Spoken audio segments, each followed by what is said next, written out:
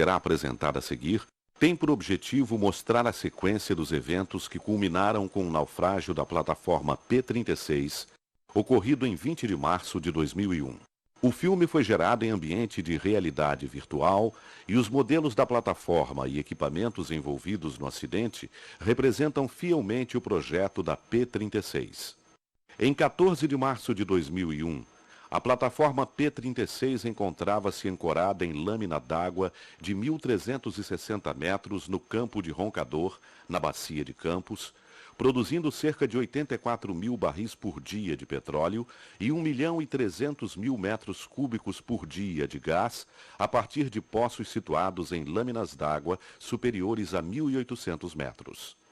Nesta cena tem-se um sobrevoo da plataforma, mostrando seu deck superior e alguns equipamentos da planta de processo, as 4 colunas e a torre do queimador de gás.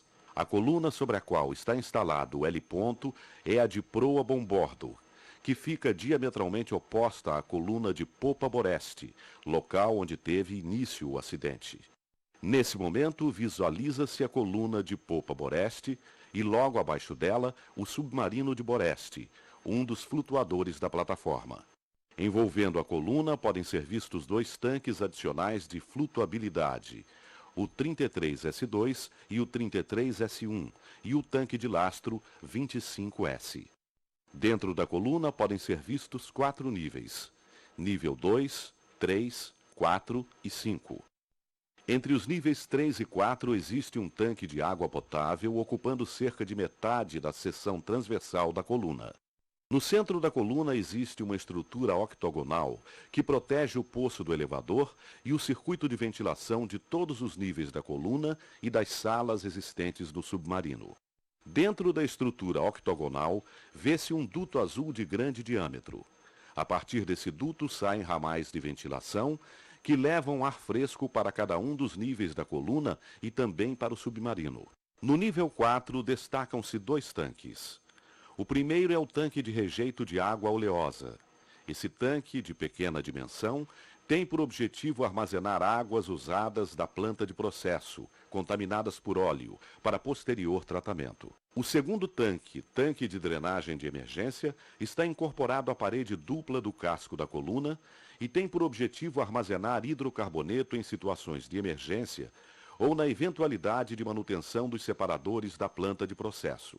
Na coluna de bombordo existe outro tanque, idêntico a este, na mesma posição.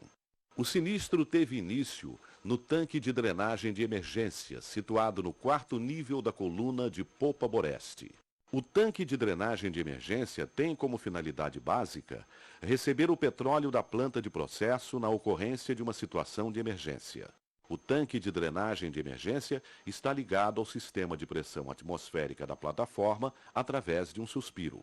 Ao lado do tanque de drenagem de emergência, ainda no 4º nível, podem ser vistos seus tubos de entrada e saída de hidrocarboneto.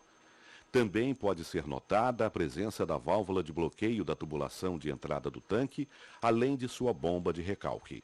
No dia 26 de fevereiro de 2001, a bomba de recalque do tanque de drenagem de emergência de Boreste é retirada para manutenção. As linhas de sucção e descarga da bomba são tamponadas, enquanto o tubo de entrada do tanque é mantido fechado através de sua válvula de bloqueio. Posteriormente, no dia 9 de março de 2001, o suspiro atmosférico do tanque também é bloqueado.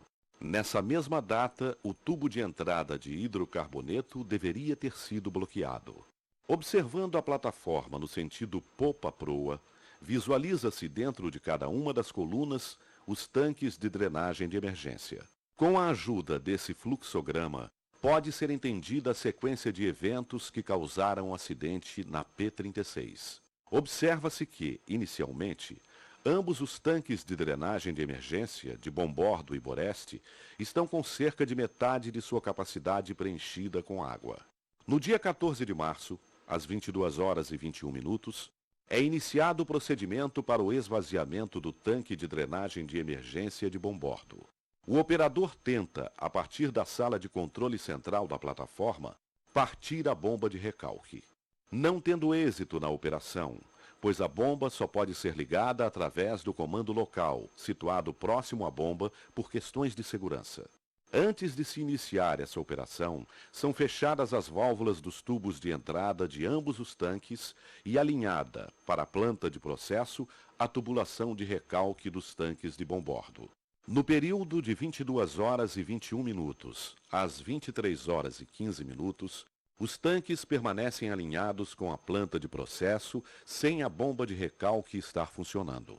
A válvula de bloqueio da linha de entrada do tanque de Boreste permite a passagem de fluido, mesmo fechada. Não se pode precisar se houve alguma operação inadequada ou se a válvula apresenta algum defeito. Como as tubulações de recalque dos dois tanques estão interligados, o hidrocarboneto da planta de processo retorna pela linha de alimentação desse tanque.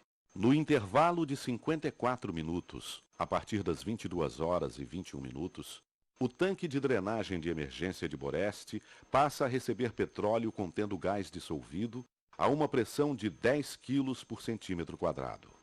O petróleo, no momento que começa a entrar no tanque, libera o gás dissolvido, aumentando sua pressão interna devido ao suspiro do tanque se encontrar bloqueado.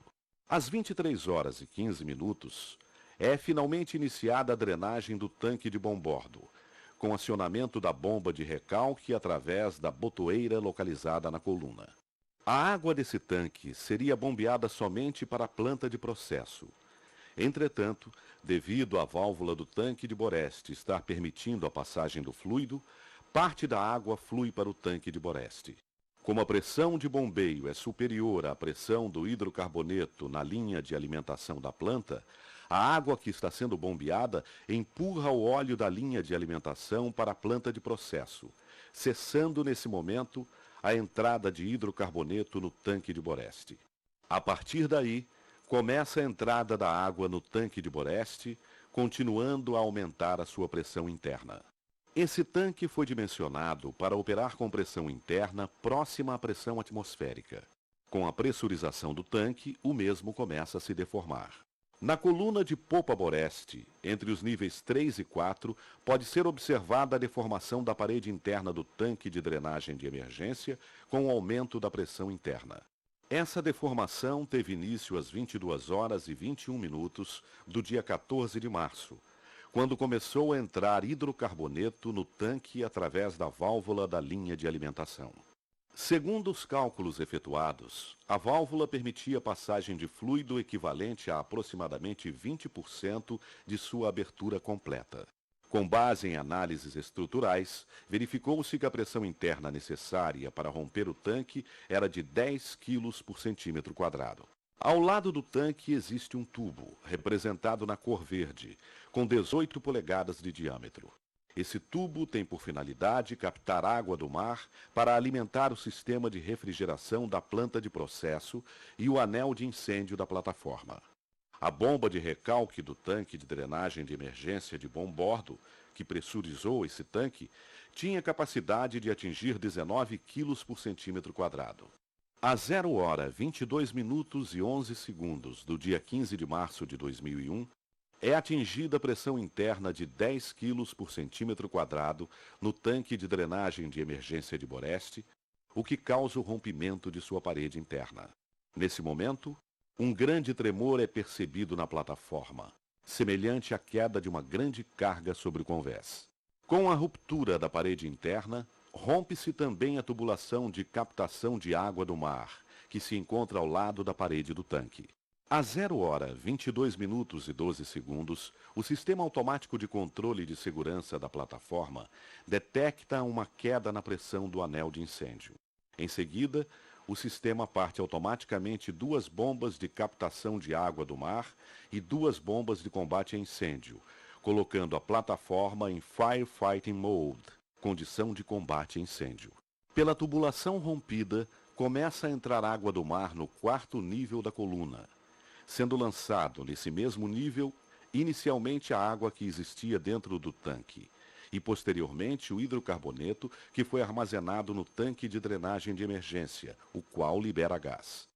O nível da água com hidrocarboneto na superfície sobe rapidamente dentro do quarto nível da coluna, atingindo os ramais de ventilação. Esses ramais levam, através do tubo principal de ventilação, o óleo e água para a sala de bombas existente no submarino. A 0h, 23 minutos e 22 segundos, com o desligamento automático da bomba do tanque de drenagem de emergência de bombordo e o fechamento das válvulas automáticas, cessa o alinhamento do tanque de drenagem de emergência de bombordo para a planta de processo. A 0h e 25 minutos, a porta estanque de acesso à coluna de popa Boreste é aberta pela brigada de incêndio, sendo percebida uma névoa. Essa névoa é provavelmente gás carreando gotículas de óleo e água. 2 técnicos examinam a coluna pela escotilha do 3º piso. A abertura da escotilha facilita a migração do gás para os pisos superiores. A 0h e 26 minutos, são disparados os alarmes de alagamento da sala de bombas e sala de propulsores.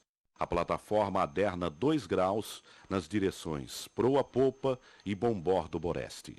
Acima da coluna, visualiza-se o top tank que dá acesso à coluna. O top tank foi também contaminado pelo gás liberado no 4º piso. A 0h, 39 minutos e 40 segundos, ocorre uma grande explosão causada pela combustão do gás seguida de incêndio. Essa explosão se dá, provavelmente, no top tank, abaixo do second deck, logo acima da coluna de popa Boreste. A explosão atinge a brigada de incêndio, que se encontra nas proximidades e destrói equipamentos, portas, instrumentos localizados tanto na coluna quanto no top tank e no second deck. Estamos mostrando as salas e tanques de lastro que estão inundadas progressivamente pela água que está entrando no 4º nível da coluna pela tubulação rompida e que está sendo transportada pelo sistema de ventilação para este nível. Continua o alagamento da plataforma, aumentando seu adernamento, e o operador de lastro tenta corrigir a inclinação adicionando água em tanques de lastro de proa bombordo, posição diametralmente oposta à coluna que está sendo alagada. As salas e tanques de lastro estão sendo inundadas progressivamente pela água que está entrando no 4º nível da coluna pela tubulação rompida. As tentativas de correção de inclinação com a adição de lastro na proa bombordo continuam, para que a operação de evacuação seja feita com segurança. Às 5h e 25 minutos do dia 15 de março de 2001, uma vez frustradas todas as tentativas de recuperar o controle da plataforma, decide-se pelo seu abandono. O último homem deixa P-36 às 6h. Nesse instante, a plataforma já apresenta um adernamento total de 6 graus. A praça de bombas, sala de propulsores, sala de bombas de injeção de água e o túnel do submarino já estão totalmente alagados. A água começa a invadir os tanques 26S e 61S. O alagamento continua nos tanques 26S e 61S até que às 8h e 15 minutos, a boca do paiol de amarras atinge o nível da água. Começa então o alagamento progressivo da plataforma. A inclinação neste momento é de 15,5 graus. O adernamento prossegue até que os suspiros dos tanques de lastro começam a submergir, fazendo com que mais espaço esteja disponível para a entrada de água e, consequentemente, aumento da inclinação. A entrada em alagamento progressivo determina que não há mais condição da plataforma recuperar sua condição de equilíbrio normal através de procedimentos convencionais.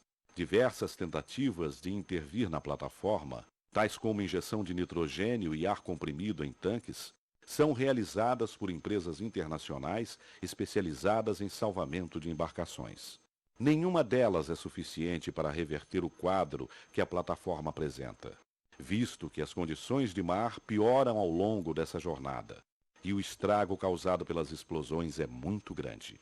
No dia 20 de março de 2001, às 11h, ocorre o naufrágio da P-36. A plataforma afunda inclinada, com o convés parcialmente emborcado. Durante sua descida até o fundo, que dura aproximadamente 2,5 minutos, a unidade arrasta as linhas de ancoragem, risers flexíveis de importação de hidrocarboneto e risers rígidos de exportação de óleo e gás. Todos esses equipamentos resistem ao processo de afundamento. Essas linhas, durante a descida, desenvolvem um comportamento semelhante ao de um paraquedas, acompanhando a plataforma até o fundo. Durante a descida, o submarino que ainda não está inundado, ou seja, ainda possui ar em alguns compartimentos, tem o seu casco gradualmente deformado pelo aumento da pressão da coluna de água. A grande deformação sofrida pelas paredes desses compartimentos causa colapso hidrostático, finalizando o alagamento desse submarino. A plataforma atinge o fundo a 10 metros por segundo, representando o impacto de uma massa de 60 mil toneladas a uma velocidade de 40 km por hora.